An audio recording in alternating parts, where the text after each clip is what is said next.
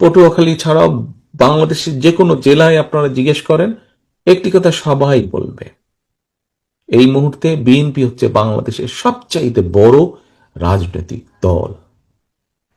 এ কথায় কোনো সন্দেহ আছে কারো? এই যে আমি যে কথাটি বললাম, এটা আমার কথা না, যে কোনো রাজনৈতিক দলের অন্য যত রাজনৈতিক দল আছে তাদেরকে জিজ্ঞেস করেন, তাদের সদস্যরা একই কথা বলবে।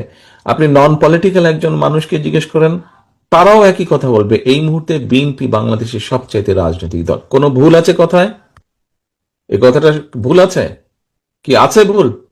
এই যে বড় বড় হবার কিন্তু কিছু সমস্যাও আছে।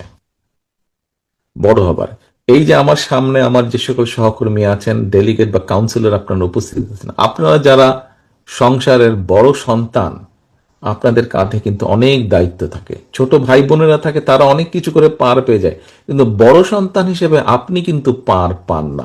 আপনি পান না। আপনারা যারা বড় সন্তান, আপনারা কিন্তু জানেন আপনাদেরকে অনেক কষ্ট করতে হয়েছে। যারা সংসারের বড় সন্তান, তাদেরকে অনেক কিছু স্যাক্রিফাইস করতে হয়, সংসারের অন্য ভাই বোনরা অনেক সময় অনেক বিষয়ে ঠিক আছে, তাদেরকে ছাড় দেওয়া হয়, কিন্তু বড় ভাই বা বড় বোন বা বড় সন্তান যে থাকে, তাকে স্যাক্রিফাইস করতে হয়, তাকে অনেক কিছু মেনে নিতে হয়, তাকে অনেক কিছু ছাড় দিতে হয়।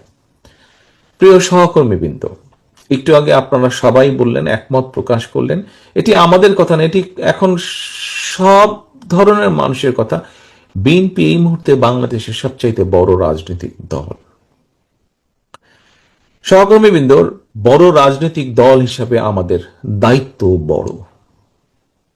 আপনি যেহেতু বাংলাদেশের সবচাইতে বড় রাজনৈতিক দলের সদস্য, সেই হিসাবে আপনি বিএনপির নেতাকর্মী হন, আপনি যুব দলের নেতাকর্মী হন, আপনি স্বেচ্ছাসেবক দলের নেতাকর্মী হন, আপনি ছাত্র দলের নেতাকর্মী হন, আপনি মহিলা দলের নেতাকর্মী হন, আপনি কৃষক দলের নেতাকর্মী হন, আপনি তাঁতি দলের নেতাকর্মী হন, অর্থাৎ জাতীয়তাবাদী দলের মূল দল সহ যে কোনো অঙ্গ সংগঠনেরই আপনি নেতা বা কর্মী হন না কেন, আপনি বিএনপির একজন নেতা এবং কর্মী।